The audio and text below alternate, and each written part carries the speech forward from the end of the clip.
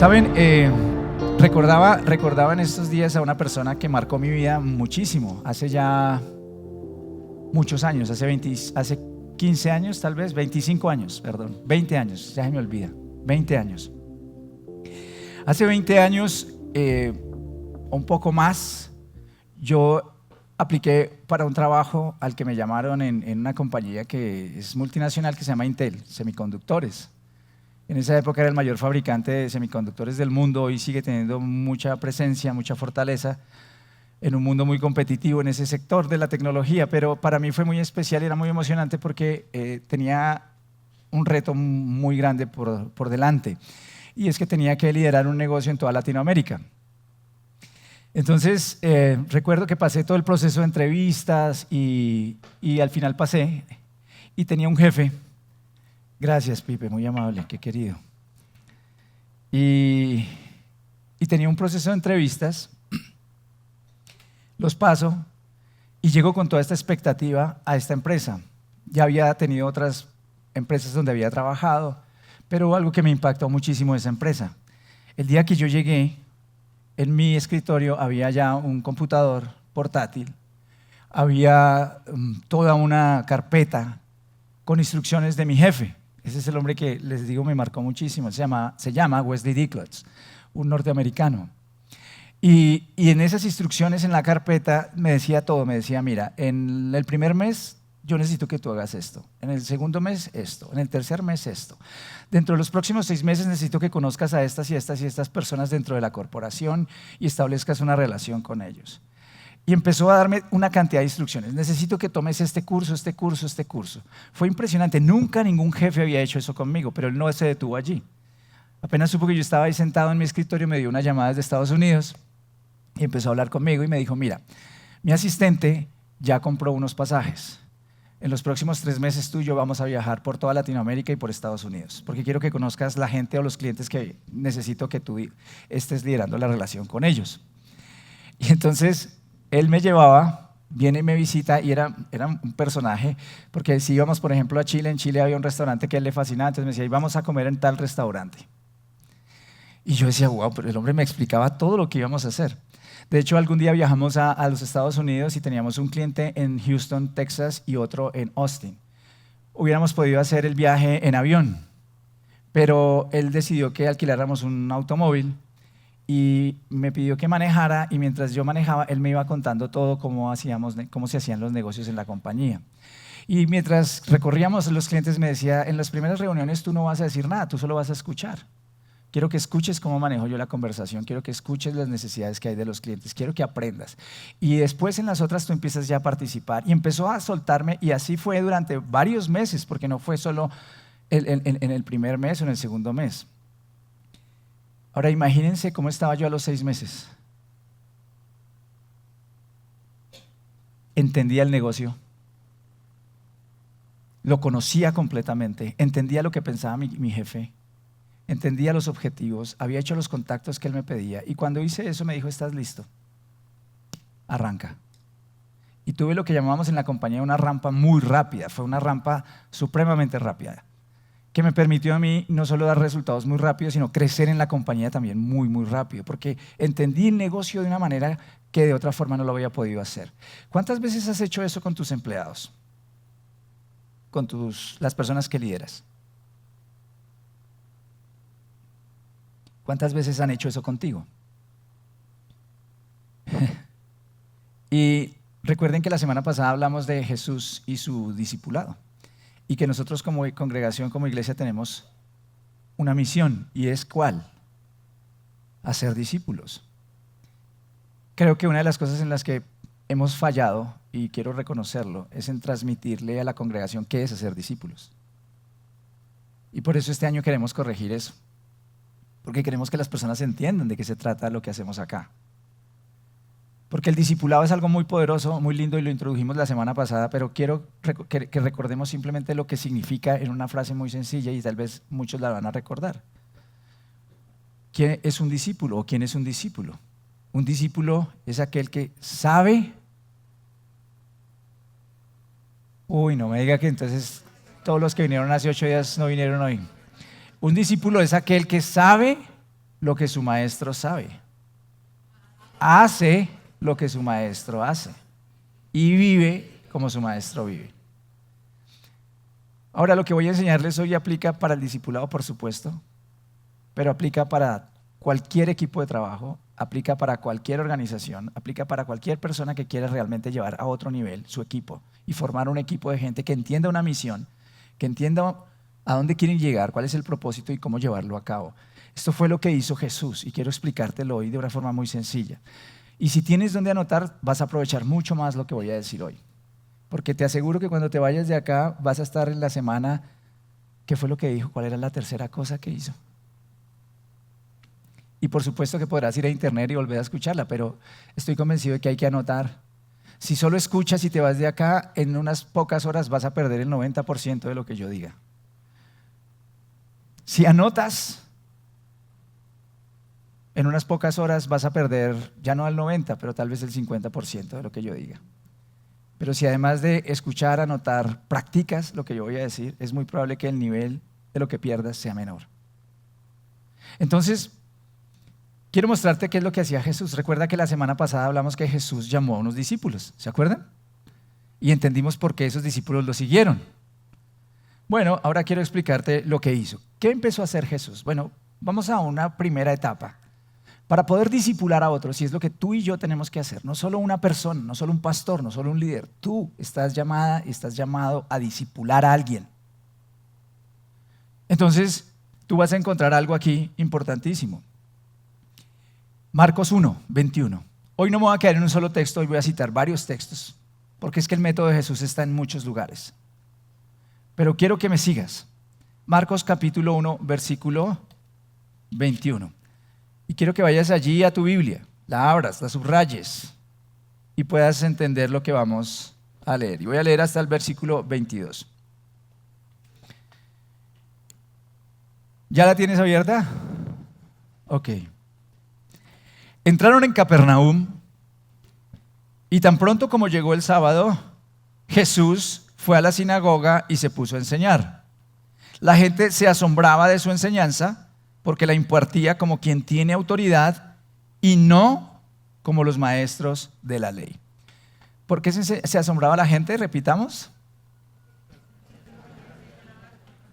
Enseñaba de una forma que otros no enseñaban.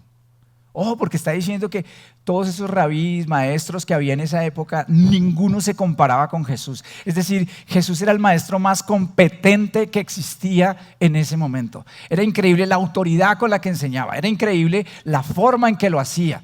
Es decir, Jesús era, y quiero que lo notes así, para hacer discípulos, lo primero que yo tengo que ser es competente como líder o como discípulo. Tengo que ser competente. Yo no puedo desarrollar líderes si no soy un buen líder.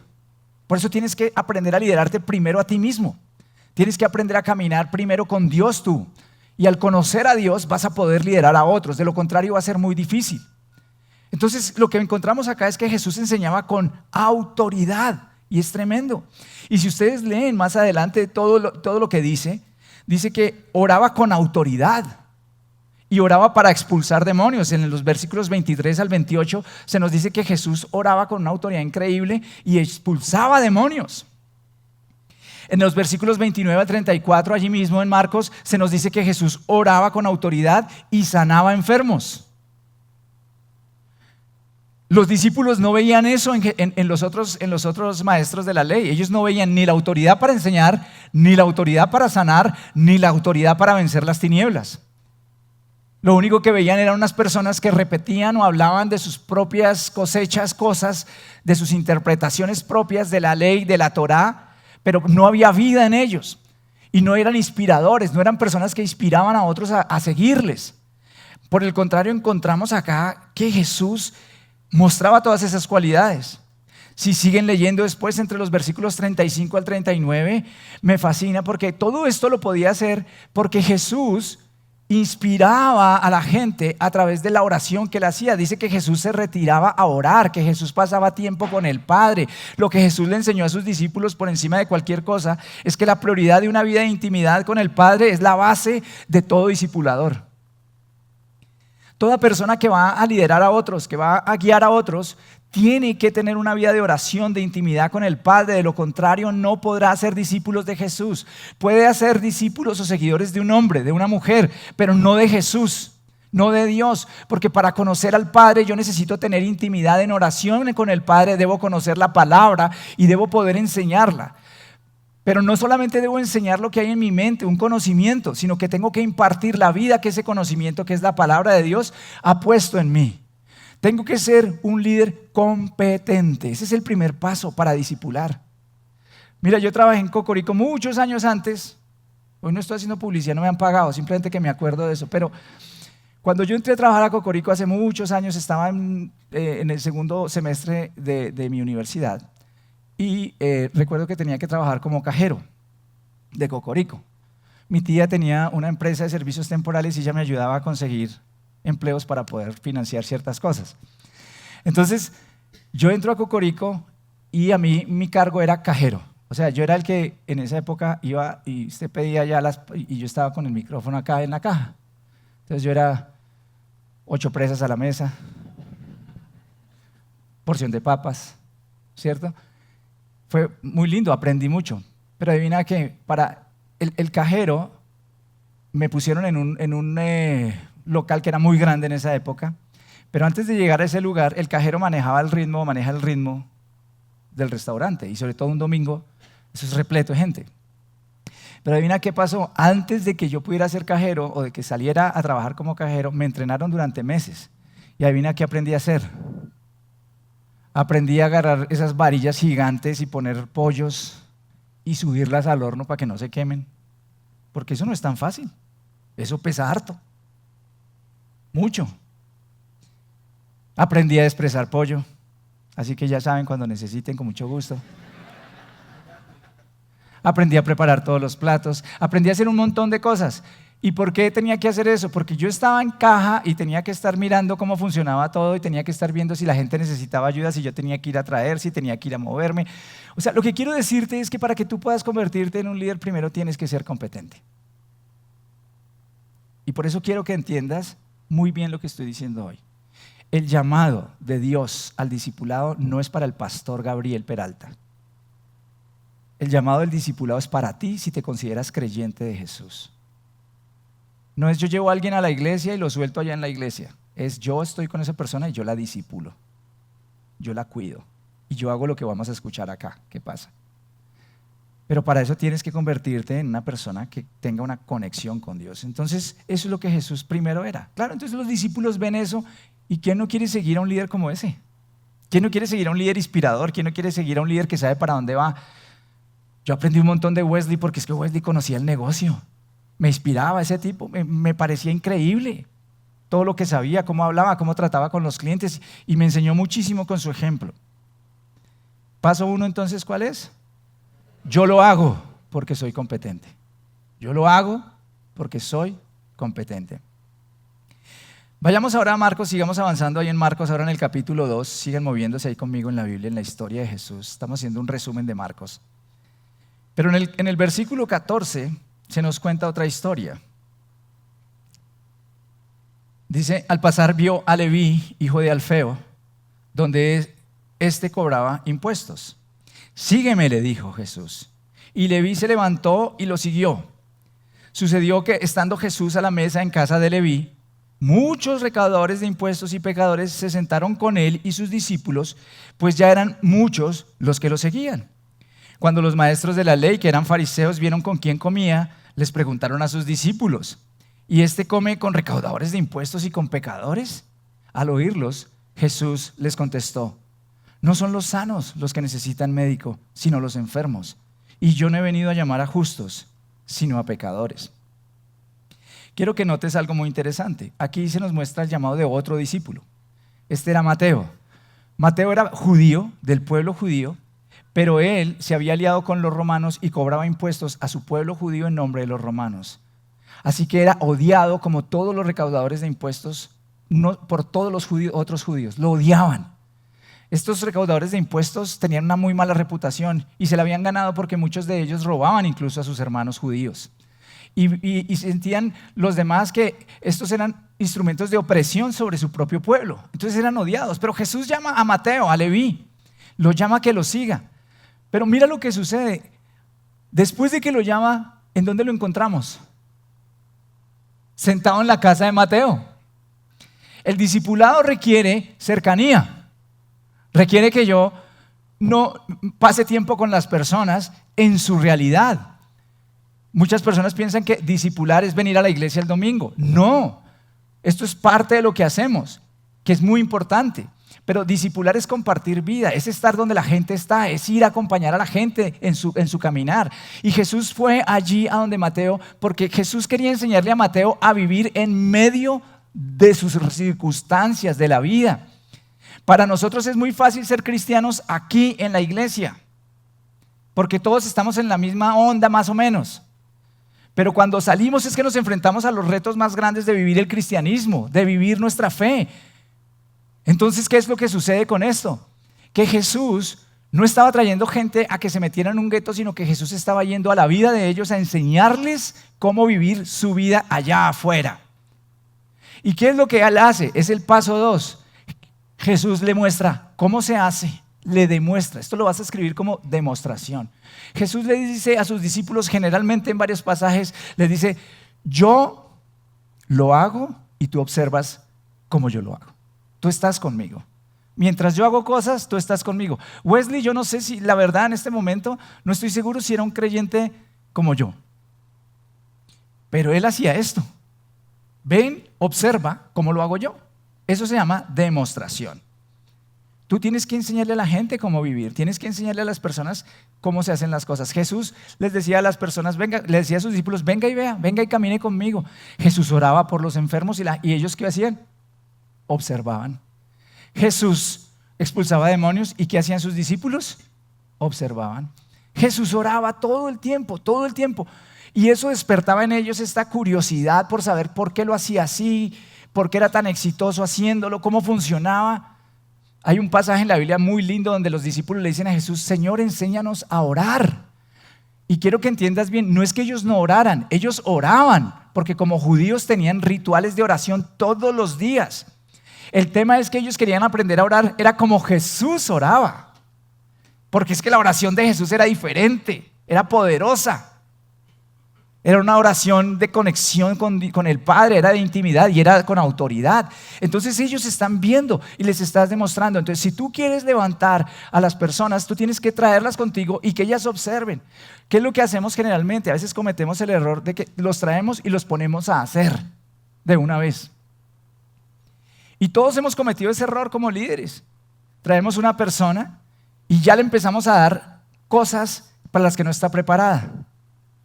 Piensen en el mundo, por ejemplo, de las ventas. Yo he conocido historias de vendedores que son, como vendedores, son increíbles, son buenísimos. Y como son buenísimos, entonces, ¿qué hace la organización? Dice, lo voy a poner a gerenciar al grupo de ventas. Y cuando lo ponen allá, ¿qué hace el grupo de ventas? Se estrella. ¿Por qué?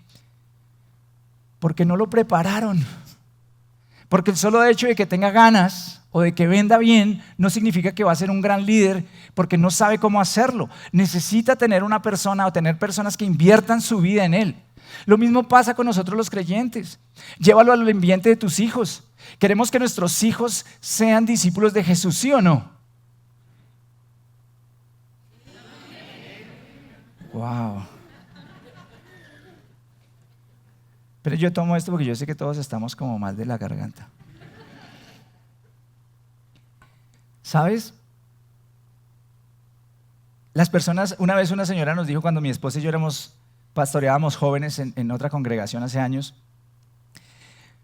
era una abuelita, y recuerdo perfectamente una tarde que ella llega y nos lleva a su hija, una niña que físicamente se veía con señales de rebeldía y cosas así. Dice, bueno, yo se la traigo acá porque ni los papás ni nadie han podido con ella, entonces aquí se la traigo. Yo le dije a la señora, usted me tiene mucha fe. Porque y eso es lo que muchos piensan. Entonces yo llevo a mi hijo a la iglesia, lo llevo al grupo de jóvenes, lo llevo a Punto Kids, lo llevo allí y ya, allí mágicamente se va a convertir en discípulo. No. ¿En dónde pasan la mayoría del tiempo sus hijos? Ni siquiera en la casa, queridos, en el colegio. Ahí viene quien los disipula. Los profesores, los amigos. Algunos están diciendo, oye, ¿en serio? Pero es que esa es la verdad. Entonces, si papá y mamá no son intencionales en disipular a los hijos y son de los padres de hoy que dicen, es que a los hijos hay que dejarlos que escojan y piensen lo que quieran, por más de que lo traigas a la iglesia cada 8 días, no va a ser discípulo de Jesús. Como papá tienes que ser intencional y esa es una cosa muy importante en el discipulado. Hay que ser intencionales. Desde que te levantas, Jesús era intencional. Jesús llevaba a esta gente a caminar y en esas caminatas hablaba con ellos, pero Jesús en su mente ya tenía claro lo que iba a hablar con ellos. Entonces, si vas a ir a un almuerzo con tus hijos, si vas a hacer una fiesta, ¿qué les vas a enseñar a tus hijos? Si vas a Navidad, un 24 de diciembre, y lo de Navidad es solamente dar regalos, comer pavo y beber trago, adivina cómo estás discipulando a tus hijos. Pero si tú preparas a tus hijos desde otro ambiente, yo recuerdo una Navidad en la que fue de las mejores Navidades, creo yo. Mi esposa me calificó ahí como una de las mejores Navidades porque yo me fui y me disfracé de pastor, pero de pastor de la época de Jesús.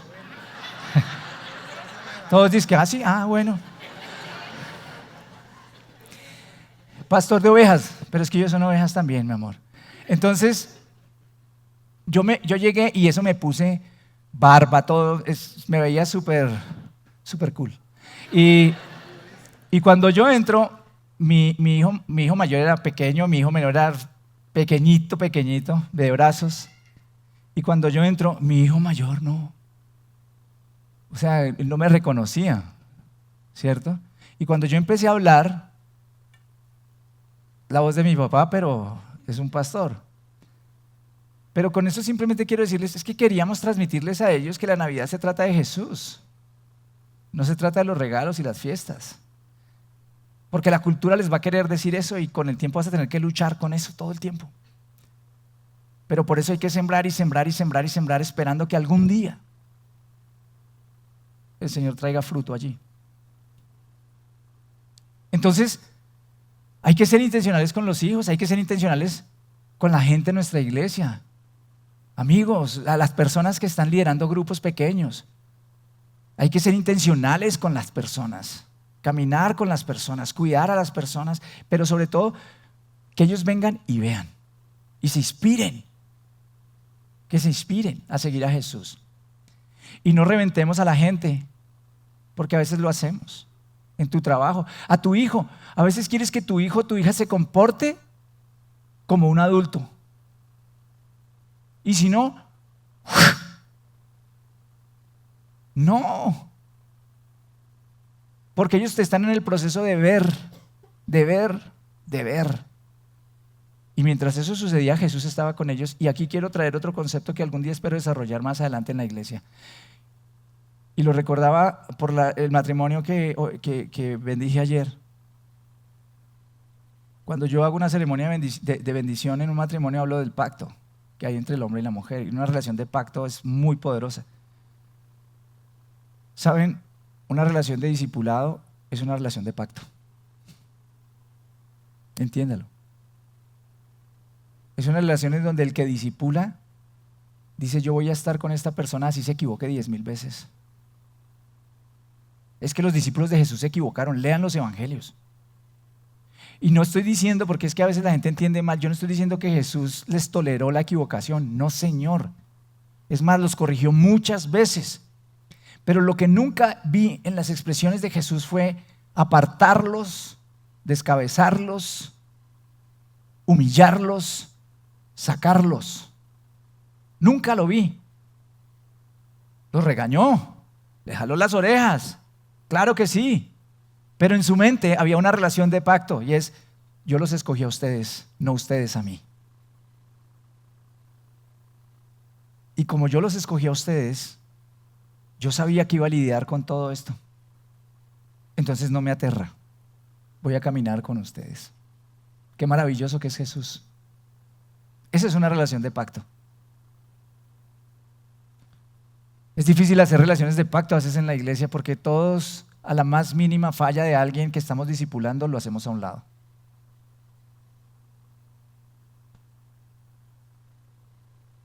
Y necesitamos entender que Jesús caminó con ellos. Entonces, primer paso, yo lo hago bien, eso es ser competente. Segundo paso, yo lo hago y estás conmigo. Eso se llama demostración. Sigamos al tercer paso. Ahí mismo, en Marcos 3, ahora vas al versículo 31, vamos a ir hasta el 35. En eso llegaron la madre y los hermanos de Jesús, se quedaron afuera y enviaron a alguien a llamarlo, pues había mucha gente sentada alrededor de él. Mira, tu madre y tus hermanos están afuera y te buscan, le dijeron. ¿Quiénes son mi madre y mis hermanos?, replicó Jesús.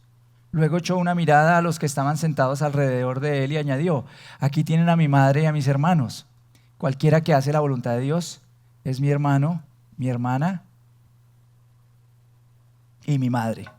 Hay algo que no es tan obvio y no voy a ir a la enseñanza, digamos que hay ahí específicamente, pero hay algo que no es tan obvio, que quise seguir la secuencia del Evangelio, pero que lo puedo encontrar en otras partes del Evangelio. Y es que, ¿quiénes se acercan a Jesús? Los discípulos. Noten lo que está pasando. Hay una multitud a la que Jesús está enseñando.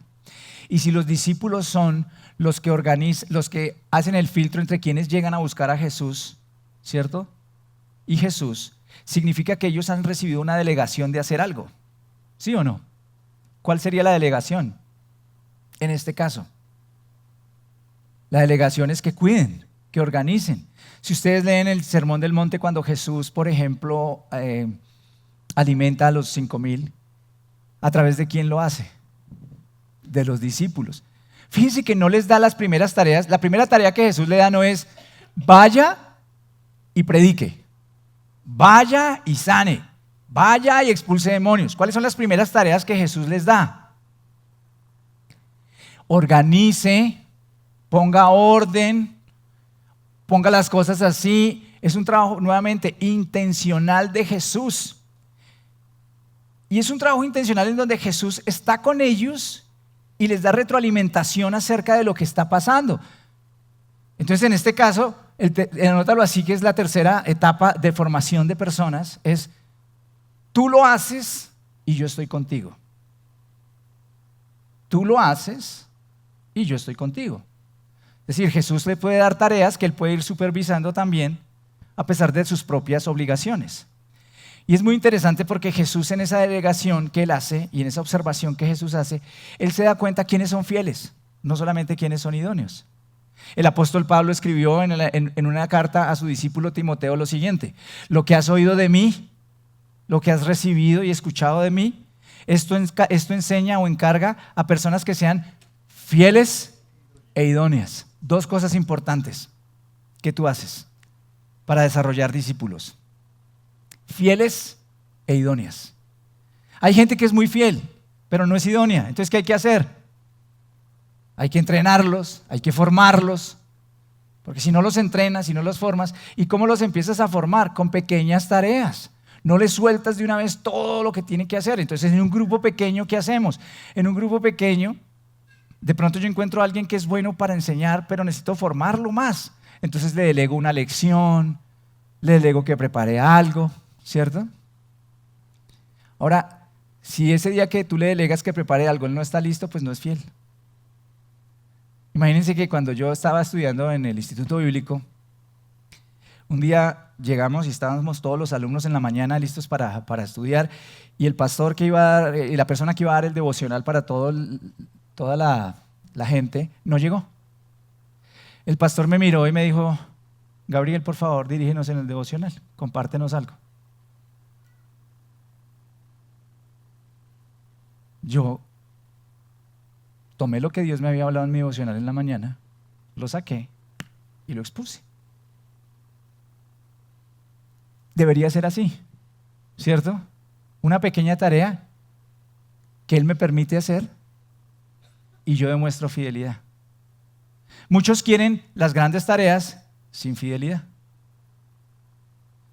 Muchos están buscando más una posición para ser notorios, pero no están siguiendo el corazón del liderazgo de Jesús, porque el liderazgo de Jesús es de servicio. Entonces, yo no aparezco en la iglesia si no me pones de líder de un grupo. yo no aparezco en la iglesia si no me das estas cosas. Es que ya terminé punto college, quiero ser pastor. No ha pasado, no ha pasado, es solo una situación hipotética. Pero conozco otros lugares donde ha pasado. Queridos, Dios lo tiene que formar a uno y formarle el orgullito. Y Dios tiene que trabajar con uno. Yo fui de logística 10 años. 10 años. Y en esa iglesia en logística lavábamos baños. Yo no lavé baños en mi casa. Pregunté a mis papás. No los lavé. Pero en esa iglesia me enseñaron lo que es lavar baños. Y usted no sabe lo que era lavar un baño después de un sábado de ayuno. No voy a darle mucho detalle de eso, pero Dios empezó a formar mi corazón. Dios formó mi corazón con pequeñas tareas. Y eso es lo que nosotros debemos entender. Y Él te supervisa. Tú lo haces y yo estoy contigo. Y entonces, ¿qué hacía Jesús? Estos señores vienen, organizan algo y dicen, allá afuera están tu madre y tus hermanos. ¿Qué hace Jesús? Responde con una pregunta. ¡Qué cosa tan maravillosa! Jesús era un maestro provocador. Y entiéndeme bien lo que estoy diciendo. Provocador en el sentido de que provocaba a pensar. O sea, Jesús no daba las cosas mascadas. Jesús quería que la gente despertara. Y eso es lo que hacemos los líderes. Tenemos que hacer que la gente despierte y que piense. Contrario a lo que muchos se imaginan que el cristianismo es, el cristianismo involucra el pensamiento, la razón. Y necesitamos saber por qué hacemos lo que hacemos. Lo mismo en una organización. En una organización la gente tiene que pensar, pero a muchos líderes inseguros les asusta que la gente piense, que les dé ideas, que los desafíe con otras cosas, que esté en desacuerdo con ellos. ¡Qué susto! Eso se llama inseguridad. Mientras haya respeto, es muy interesante tener una interacción con la gente y esa es la forma hebrea de conocer a Dios, a través de la interacción, de las preguntas. No es el método que hoy estamos viviendo acá, que hoy es un método donde yo les estoy hablando y ustedes están así. Y que espero que podamos innovar incluso los domingos en formas de participar más como congregación. Porque hay preguntas, hay personas que se van de acá y dicen no entendí. Hay quienes tienen el valor de acercarse y preguntar. Entonces Jesús les hace una pregunta: ¿quién es mi padre? ¿Quién es mi madre y mis hermanos? ¿Sí o no? En otra ocasión, un día los discípulos le dicen a Jesús, Jesús les pregunta a sus discípulos, ¿quién dice la gente que soy yo? Y los discípulos le dicen, no, que eres Elías, Juan el Bautista. Eso decían un montón de cosas. Y Jesús no se paró y les dijo, no, yo soy el Cristo. ¿Qué hizo? ¿Quién creen ustedes que soy yo? Pregunta, piensa. Y en ese momento el Padre le revela a Pedro que Él es el Cristo. Y Jesús le dice, eso no te lo reveló ningún hombre, eso te lo reveló mi Padre que está en los cielos. Y te voy a decir qué es lo que pasa con esto que es tan poderoso en la formación de discípulos. Cuando tú enseñas a la gente a pensar en la Biblia, a razonar bíblicamente, a conocer a Dios en la Biblia, a hacer preguntas, el Padre les revela cosas. Por eso en toda relación de discipulado tiene que haber oración y Biblia. No es solo tomar café y contarnos las historias y echar chisme y rulo. La relación de discipulado es una relación en la palabra, en la Biblia, en la oración. Y el Padre a través de su Espíritu nos revela cosas maravillosas. Y te voy a decir algo. Tú te vas a olvidar, espero que no muy pronto, de mucho de lo que yo estoy diciendo hoy acá. Espero que estés anotando. Y si yo en 20 años te pregunto, ¿qué prediqué? ¿Qué me vas a decir? Vas y buscas los apuntes y ya me cuentas. Pero ¿sabes?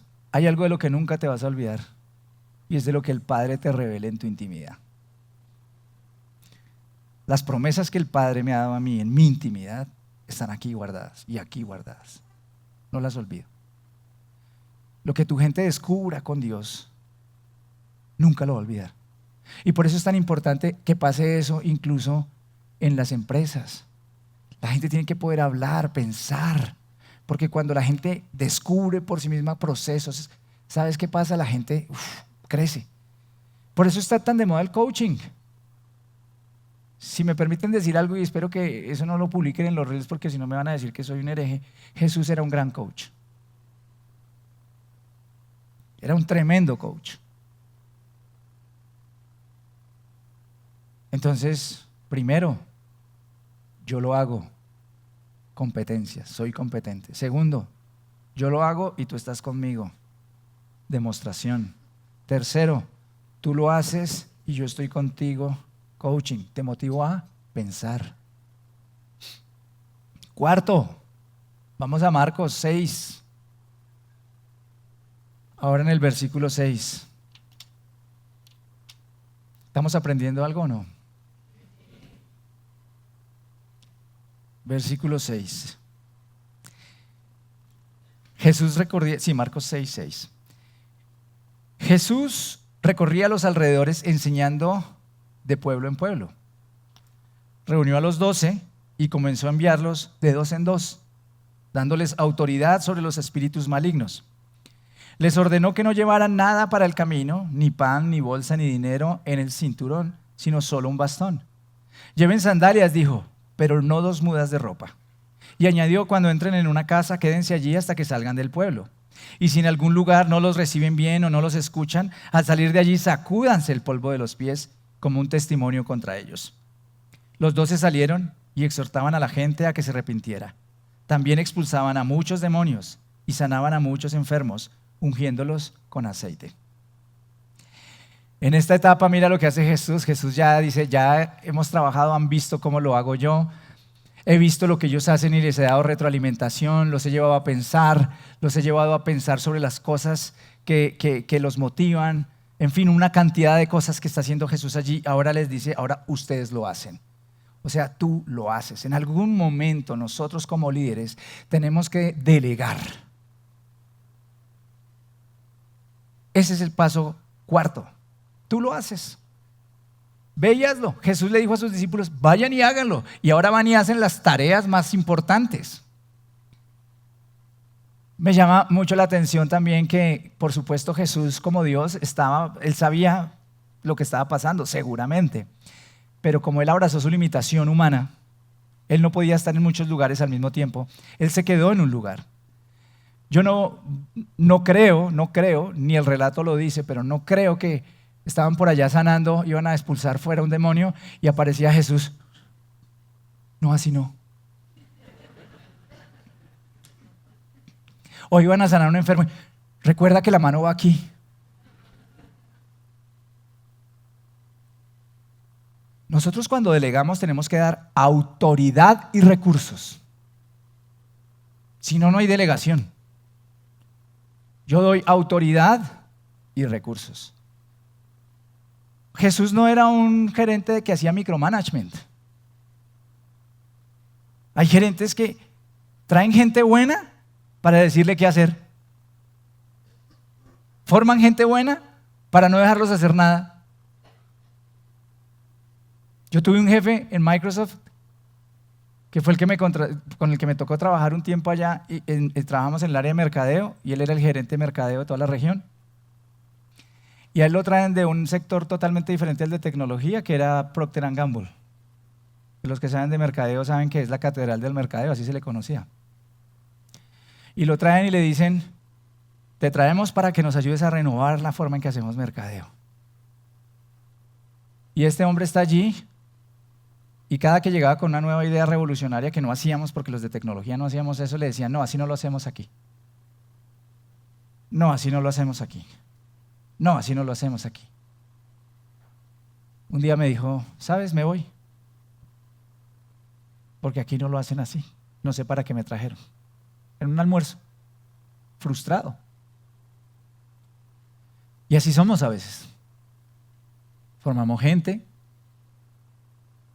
pero no desarrollamos líderes. Y créeme que el discipulado es desarrollar líderes. Cuando Jesús envía a sus discípulos a que vayan por el mundo, les está enviando a influenciar el mundo, a influenciarlo. Por eso tienen que ser líderes. Porque liderazgo no es otra cosa que influencia. Eso es liderazgo. No es una posición en donde te ponen. Es una influencia que tú ejerces desde donde estás. Es una actitud que tienes. Por eso aquellos que esperan una posición para ser líderes no son líderes. Yo lidero desde donde estoy. Jesús les dice, vaya y hágalo, les delega y les da autoridad. Yo les doy autoridad, vayan y háganlo. Y les da pocos recursos, les dice, llévense pocas cosas, porque Él sabe que en esos lugares la gente Él a través de la gente les va a dar recursos. Debemos delegar, porque así es que la gente crece. No tengas miedo de hacer crecer a la gente, lidera gente. Y ojalá que la gente que lidere sea mejor que tú en muchos aspectos. Porque un gran líder es aquel que lidera personas que son mejores que él en muchas cosas. Ahora, mejor que Jesús no hay nadie, así que estos discípulos no podían ser mejores que Jesús. Pero nosotros siempre encontraremos personas que van a aportar algo diferente y no tenemos que tener miedo a que vengan y lo aporten. Porque esa es la única forma de crecer. ¿Cómo creció el evangelio en el mundo? ¿Saben cómo creció? Con líderes delegados, con autoridad y recursos. Y ese es el quinto paso. El quinto paso está en Mateo 28, que fue donde empezamos hace 8 días. Me muevo al otro evangelio, me devuelvo. Mateo 28.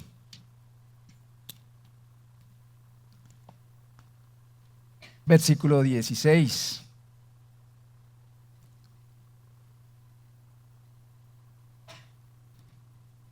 Los 11 discípulos fueron a Galilea, a la montaña que Jesús les había indicado. Cuando lo vieron, lo adoraron, pero algunos dudaban.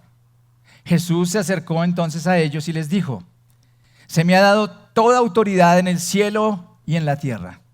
Por tanto, vayan y hagan discípulos de todas las naciones, bautizándolos en el nombre del Padre y del Hijo y del Espíritu Santo, enseñándoles a obedecer todo lo que les he mandado a ustedes, y les aseguro que estaré con ustedes siempre hasta el fin del mundo.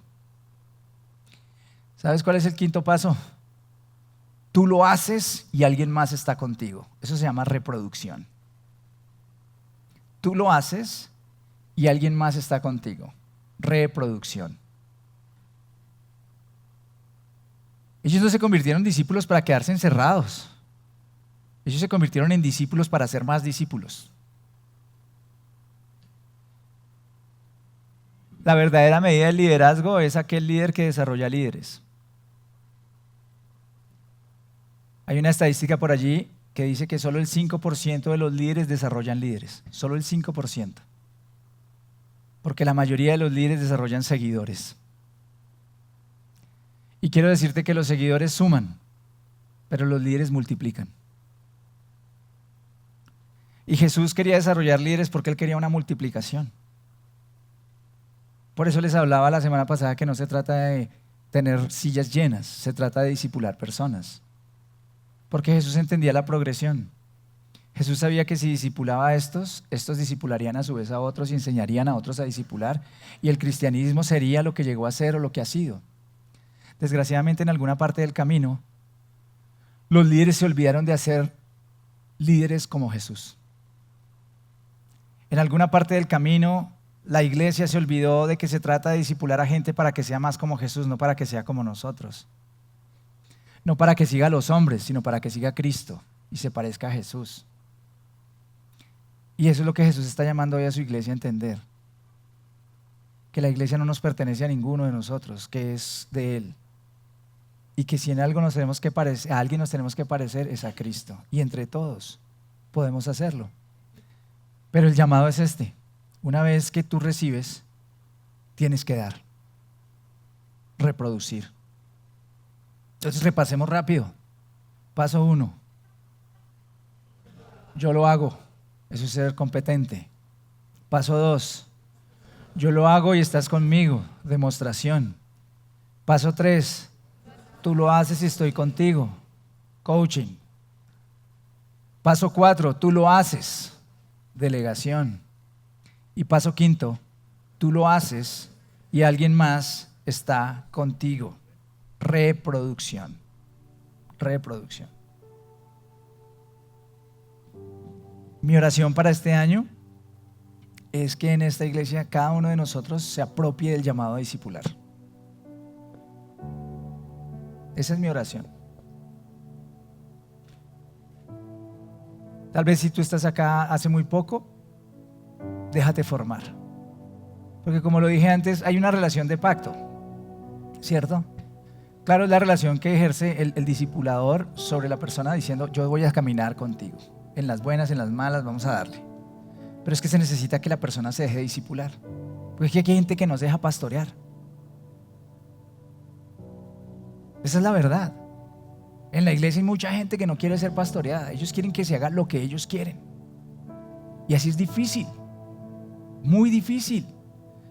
Porque eso se llama orgullo. Y Dios tiene que trabajar con nuestro orgullo.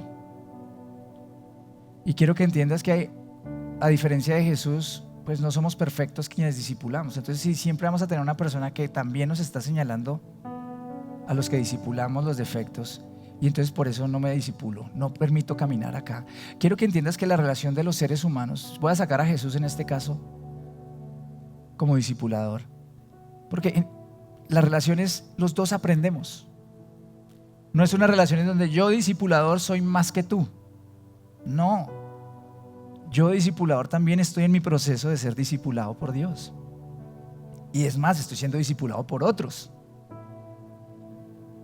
Entonces necesitamos esa relación de pacto en donde juntos caminemos y nos extendamos amor y misericordia y seamos francos, honestos y podamos avanzar. Pero es que debemos dejar de estar señalándonos todo el tiempo lo que no nos gusta. Porque sabes, a veces lo que no nos gusta de otro es lo que Dios usa para pulirnos a nosotros.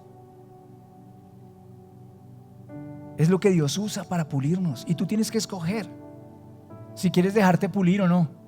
O si vas a siempre sacar una excusa para no ser discipulado. Por eso siempre les diré, no se trata de que vengan a la iglesia porque es que quiero que vengan a la iglesia y quiero que estén acá y quiero ver las sillas llenas. Es que no concibo otra forma de iglesia sino a través del discipulado. Así es que yo veo la iglesia en el discipulado de Jesús. Relaciones constantes. Y hay personas que se aíslan y no quieren ser parte. Hombre, tal vez te han herido, perdona. Tienes que dejarlo a un lado. Tú escoges si te aferras a la amargura o si avanzas a lo que Dios tiene para ti.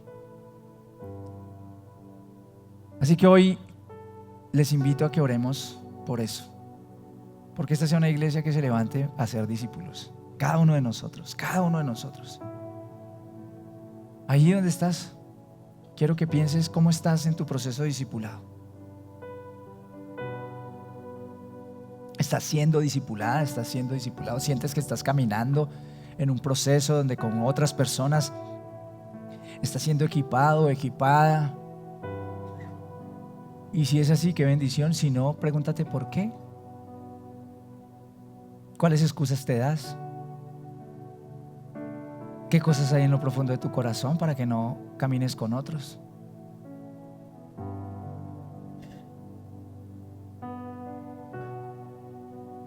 Y si tú estás discipulando a alguien, pregúntate, ¿estoy haciéndolo a la manera de Jesús? ¿Estoy verdaderamente haciéndolo como Jesús lo hizo y lo haría hoy? ¿O lo estoy haciendo a mi manera? Porque como iglesia, si nos preguntamos eso y como líderes nos vamos a responder tal vez esa pregunta de por qué a veces no vemos tanta gente tan parecida a Jesús.